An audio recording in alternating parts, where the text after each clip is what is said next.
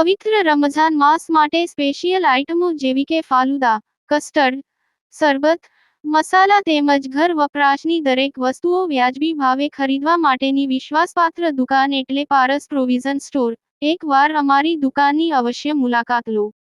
પારસ provision store, Bhatt market, મુખ્ય બજાર, પાલેજ, જિલ્લો ભરૂચ। કરજણ નગરપાલિકા પ્રમુખ, ઉપપ્રમુખની વરણી।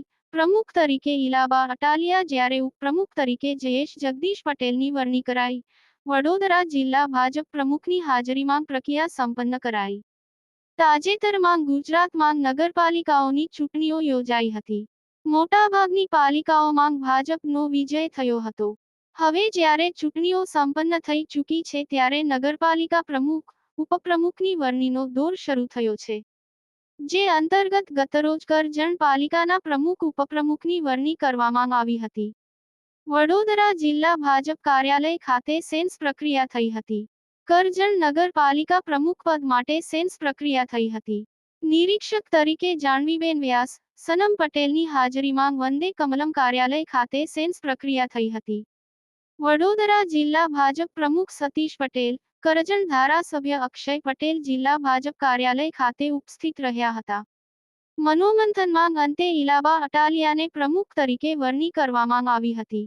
અત્રે ઉલ્લેખનીય છે કે જયેશ પટેલ જે આગળની ટર્મમાં પણ ઉપપ્રમુખ તરીકે સેવા પ્રદાન કરી ચૂક્યા છે તેઓને પુનઃ ઉપપ્રમુખ તરીકે નિયુક્ત કરવામાં આવ્યા હતા।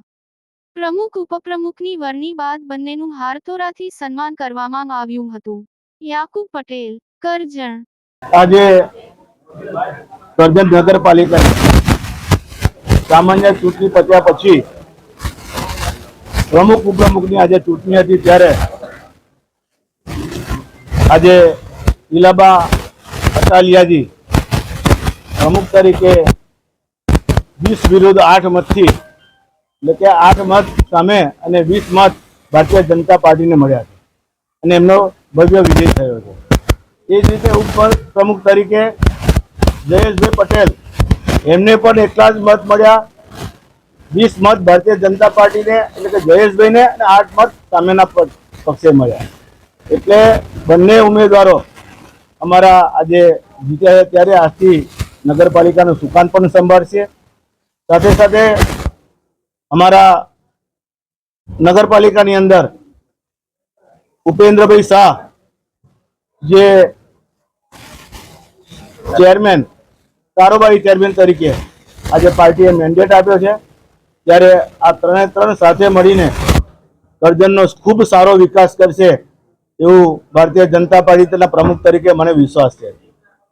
દેશના યશસ્વી વડાપ્રધાન મોદી સાહેબ જે રીતે સમગ્ર દેશનો વિકાસ કર્યો છે જેને કારણે સામાન્ય ચૂંટણીની અંદર 19 જેટલા ઉમેદવારોને ભારતીય જનતા પાર્ટીના લોકોએ મત આપીને આ ઉમેદવારોને જીતાડ્યા છે।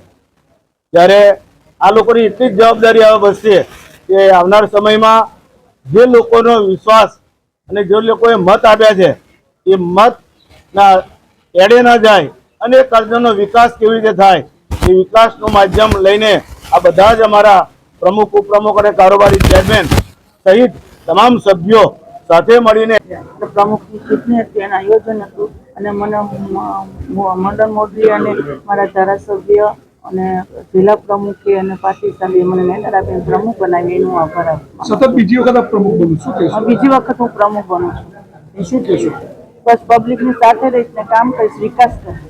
મતદારોનો જે વિશ્વાસ તમે પણ મૂક્યો છો, મતદારોનો વિશ્વાસ પર કેટલા ખરા ઉતરશો? વિશ્વાસ પૂરેપૂરો આપીશ। કહેવામાં આવે કે નગરપાલિકાની અંદર વોટર લોગિંગની સમસ્યા, ગટર ઉઠાવવાની સમસ્યા છે તો તમારા શાસન દરમિયાન તમે શું કરશો? હવે બધું જ કરીશ કામ ને બધી સમસ્યા કરીશ પબ્લિકની। મને આ ત્રીજી વખત ઉપપ્રમુખ બનાવવામાં આવ્યા છે અને પ્રદેશના આપણું મોવડી મંડળ CR પાટીલ સાહેબ, રત્નાકરજી મહામંત્રી શ્રી અને આપણા જિલ્લાનું મોવડી મંડળ જિલ્લા પ્રમુખ સતીશભાઈ, બધા મહામંત્રી અને ધારાસભ્ય અક્ષયભાઈ પટેલ આ બધાના સહયોગથી જ્યારે મને ઉપપ્રમુખની જવાબદારી સોંપવામાં આવી છે તો મેં આગળ પણ જે રીતના કામ કરતો રીતના સતત વિકાસના કામને અવિરત ચાલુ રાખીશ। ભારતીય જનતા પાર્ટીનું ધ્યેય છે સૌનો સાથ, સૌનો વિકાસ અને એ અમે આગળ વધારીશું અને કરજણ નગરની દરેક સમસ્યાને અમે બધા ભેગા થઈને ઉપપ્રમુખ તરીકે, અમારા ઇલાબા પ્રમુખ તરીકે, કારોબારી ચેરમેન તરીકે જ્યારે ભૂપેન્દ્રભાઈ શાહ છે અને અમારી આખી ટીમ છે, બધા થઈને કરજણના નગરનો વિકાસ સુરત અને સારી રીતના કરીશું. આજે પણ સતત બીજી વખત પ્રમુખ બન્યો, ગયો વખતે ઉપપ્રમુખ હતા, બધા વસ્તુ બીજી વખત બન્યો, તેમ છતાં પણ ગટરના પ્રોબ્લેમ આજે પણ છે. ગટરનું કામ ચાલુ જ છે, સબસિડરી ડ્રેનેજ ચાલુ છે.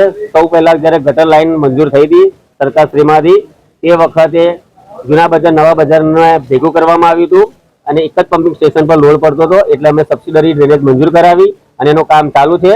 એટલે બંનેના જૂના બજાર નવા બજારના પમ્પિંગ સ્ટેશનનું કામ અલગ થશે, એટલે સારી રીતના ગટર ઉભરાવાના પ્રોબ્લેમ હવે રહે નહીં અને પાણી ભરાવાના પણ પ્રશ્નો રહેશે નહીં. કહેવાય છે કે જયેશભાઈ જે રીતે ચોમાસાની અંદર તમે પ્રમુખ તરીકે જતા કરજણ વોટર વોટિંગની જે સમસ્યા છે, તો ચાલુ વર્ષે તમારું ફરીથી તમે ઉપપ્રમુખ તરીકે ચૂંટાયા છો, શું કાર્યવાહી કરશો એ બાબતે? એના માટે અમે શરૂઆતમાં જ રિચાર્જ બોર્ડ કરાવી દીધા છે. જે જગ્યાએ વોટર લોગિંગના પ્રોબ્લેમ છે ત્યાં રિચાર્જ બોર્ડ થઈ ગયા છે અને અત્યારે અમને સરકાર તરફથી એક સક્શન મશીન આપવામાં આવ્યું છે. એનાથી અમે વરસાદી લાઈનો અને ગટરની લાઈનો સાફ કરાવી રહ્યા છે અને ચોક્કસ આ વર્ષે રિઝલ્ટ મળશે. વોટર લોગિંગના પ્રોબ્લેમ રહેશે નહીં. નગરપાલિકાના ઉપપ્રમુખ બને સૌથી પહેલું પગલું શું બને? સૌથી પહેલું પગલું તો કરજણ નગરમાં જે 2 વર્ષથી વહીવટદારનું શાસન હતું, એટલે જે વિકાસના કામો અટકેલા હશે એને અમે પહેલા શરૂઆત કરીને આગળ વધારીશું. તમારી વખતનો જે ચોક્કસ પ્રજાના પ્રશ્નો, દરેક પ્રશ્નોનો અમે હલ કરીશું.